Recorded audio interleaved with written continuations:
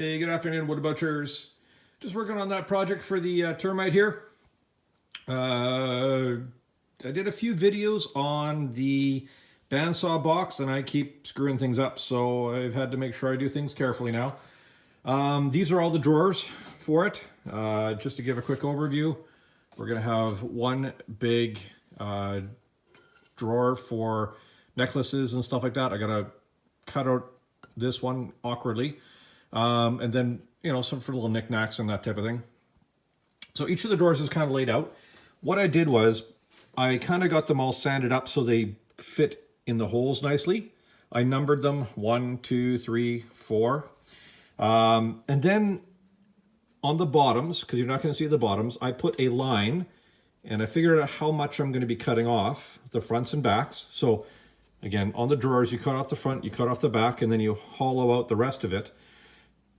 So I put a 4 on the back, 4 on the middle, and 4 on the front with a registration line. So I know I keep everything all lined up so it fits in nicely. That's the way I'm doing it to keep track of this. I got 4 drawers at the same time, so it's not like I'm just doing one at a time. I got the 4 to worry about. The setup, you know, I have my fence set up so I cut everything equally. On the blanks on the back, this is drawer number 3. There's the 3. So I know it's on the bottom because I have the line on the bottom. On the back, I drew a line as deep as, again, this is going to be the top. So I'm going to cut down this side and this side to this line, And then what I'll do is I'll come in with the bandsaw and make an X, and then cut across that line. So this allows me to know what side, how far to go down with the bandsaw to get the sides milled down to the bottom, and then I can cut to that line as I go along. So just my way of doing things. I don't know. It's my first big bandsaw box. I did a quickie one on my, I think on this Laguna. I think I just had like a 1/4-inch blade and I just went crazy for it. So yeah, I'm going to knock out the sides and drop the bottoms off and see what happens there. Hopefully I don't mess this up too much. All right, I got them all cut out. So brought it down to the line. I got to do the X cut to each side. I hate backing out a blade that far into things. Maybe I'll nibble a little bit. We'll see how that goes. Oh, also the line I drew on the back, on the bottom to cut down to, I drew it on both sides because then I could cut one side into the blade, flip it over, and I had the same marking line on the bottom, or on the other side. So again, do it on both sides. Again, if you're using a fence on the bandsaw. So now it's time to get this all out of there. And okay, it's about a 1/2 inch. I'm just looking at my guide at the bottom here, so that when I do the big drawer, I can try and do the same thing, about a 1/2 inch. Because what I'll do is, instead of making it U-shaped this way for the bottom of the drawer, I'm going to make it U-shaped this way, so that there'll be a little hook or something, maybe a little peg into the side here, and then the termites necklaces and stuff like that will hang on that peg. Gotta work that out in my head. Anyways, I'll work on it. All right, so there is the box all done up.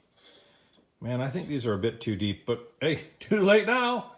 Well, I needed I could have done 5 small boxes. Anyways, again, I'm just learning how to do these things, so I don't mind bumbling around and screwing things up. So here's drawer number 3. There's those lines. This is just a flaw in the wood here. There's 3 with the lines. I know this is the back. Let's line that up. This is the front. No, this is the front. There we go. This is the back. I also put a 3 on the back and on the bottom. That way I keep my alignment good. And that's where that one line off to an angle really helps. So there we go.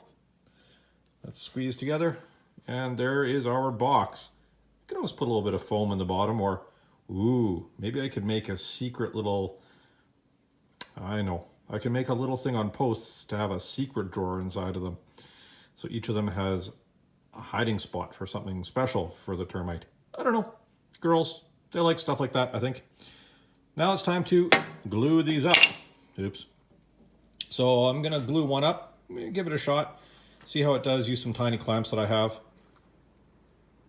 Turns out good, great. I'll do the other 3. If it doesn't, I'll figure something else out. Have a great Thanksgiving, everybody. I just can't leave well enough alone.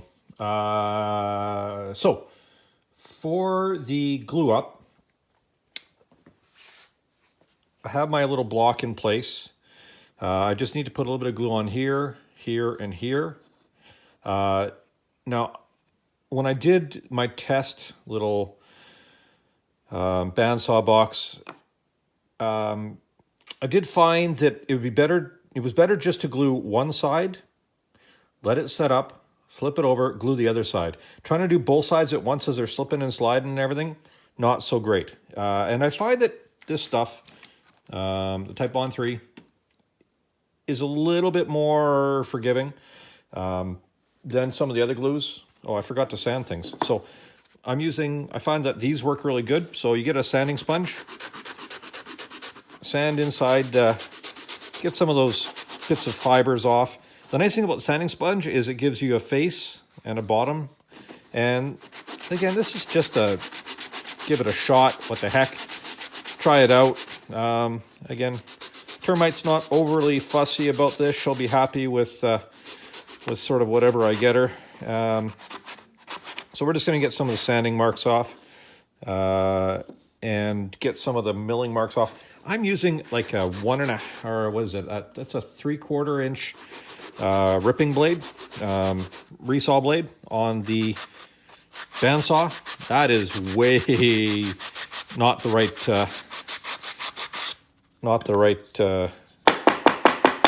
bandsaw blade to use. So there we go. That's a little cleaner. Got some of the fluffs off. Feels smooth. Once I hit that with a little bit of polyurethane or something, or whatever I'm going to use on it, it'll be good to go.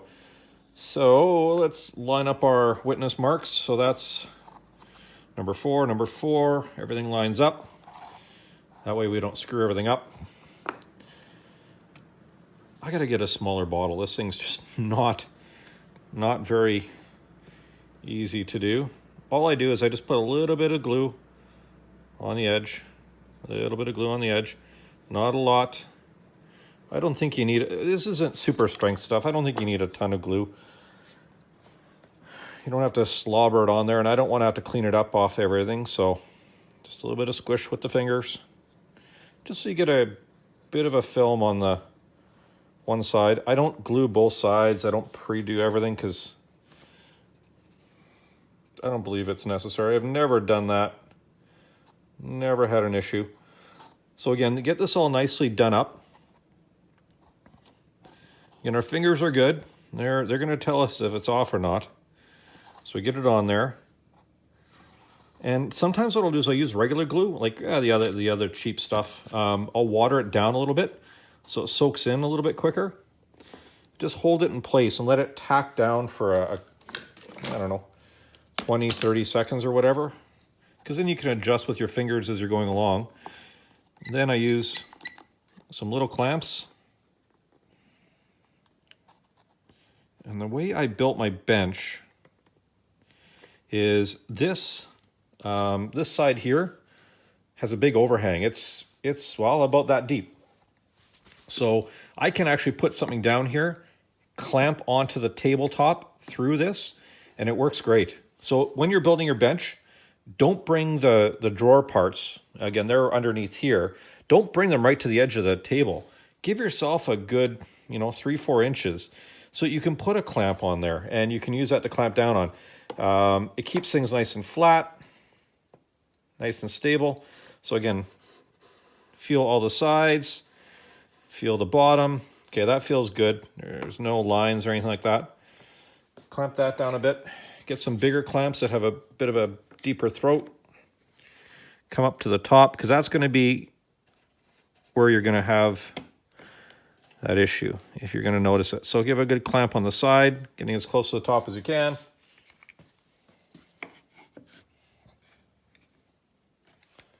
There we go. Give it a good tighten down, feel on the sides, feel on the back. It feels a little bit thicker just at the joint line, but it feels like it's bulged out on both sides. Again, my thinking is that some of the glue just causing a little bit of swelling of the wood. Same on the bottom. Top feels great. So we're going to let that sit. I have enough small clamps and big clamps that I can do two fronts or two backs or whatever at the same time. So I'm doing the two fronts on these guys. Actually, thinking this through, I probably should have done the backs first because then they'll be down. Oh, whatever, who cares? Just clean this off, it'll be fine. And set those things up. Once these are dried up after supper, because I'm getting the call that it's time to go in for that. And pull them off, flip them over, do the other sides, get these things all together, and then I just got to do that big drawer, and then I can start sanding and finishing. So now I'll say happy Thanksgiving and get out there, butcher up some wood, have some fun. Hey, wood butchers, we're out here with little Rex and the termite. She's working on a project off in the corner there, and I'm working on her box. So she found out about it. It's all good. So what we're trying to do here is get ready to glue the back on. The back is nice and flat. It's looking really good. But when I glued everything back together, it's not very flat. So my belt sander isn't big enough, and I don't have a hand plane that'll work. So my thought is I'm going to use my joiner. Yes, I know joining plywood isn't good, but on this thing, it has the carbide insert. So I think a couple little passes on a little bit of thin, plywood should be fine. Now the plywood is going to be on this top side, so if it's going to blow out, it's going to blow out that way. In the back, we're not going to see it. But on the bottom, it could blow out. So the way I'm going to try and manage this is I got it flat on this side, so we're just going to take a little bit off on there. And I'm going to use some clamps. I'm going to clamp this guy on there. Somehow, I got to figure that out. And that way, as it goes through, at least there's a backer for that last little bit of the box. So I'll try and work that out as best I can and go from there. In hindsight, instead of trying to sand this, I should have just thrown it on the joiner. Oh, didn't have the joiner or this big nice one when I did this. That's why we tried sanding it. Things go along as they go. Okay, let me give this a shot. Okay, so it worked. Clamps were set up so that it avoided everything quite nicely. But now I know why I had that backer board on there, because as it came through, it tore out a lot of that thing. But no tear out. You can kind of see on the inside here, there's maybe you can't.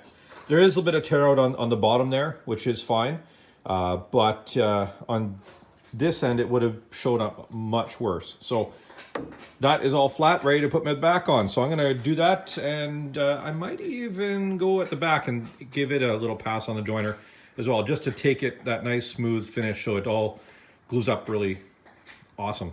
Anyways, let me work on that. Okay, so here's the back plate, and I realized that I guess I got a little bit of issues with the bandsaw when I was cutting it off. So it's not perfectly flat, and Termite really wants it flat, right? Yeah, she just shook her head, so I'm going to ignore that. So I'm going to hit this on the... I thought joiner would work, but then I went, it's not going to be flat. So more importantly, Rex had said, hey, by the way, you have a thickness planer. Use it, you fool. So always got to listen to the Rex, because he knows what he's doing. Mm-hmm. And the termite agreed with Rex, so I guess 2 out of 3, I got to use a thickness planer. It has the standard knives on it, and after my experience now, just with the segmented cutter head on the joiner, I need to get that upgrade for my thickness planer. I think that would be just amazing. And I hate changing knives, especially when you hit a nail or whatever, but I'm going to throw this through the planer. I know I got a couple areas where we have a couple nicks in the blade, so I'll probably have to take out some gouges or whatever is going to show up on this. But I'm going to make this nice and flat, and then I'll do the glue up for the whole body.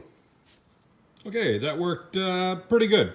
Got rid of a knot here, but it kind of showed up another knot over here. It's cheap plywood, what do you expect? But I definitely need one of those segmented cutter heads for the planer. Oh well, someday. And all glued up, ready to go. So next update will probably be some more fit and finish. A little bit of other stuff to kind of get things organized, and then getting the handles figured out. So I'm going to work on those while this is gluing up. And maybe I'll post this up to now as part 2, and then we'll do a part 3 as a final assembly, painting, that type of thing. Have a great evening, everybody.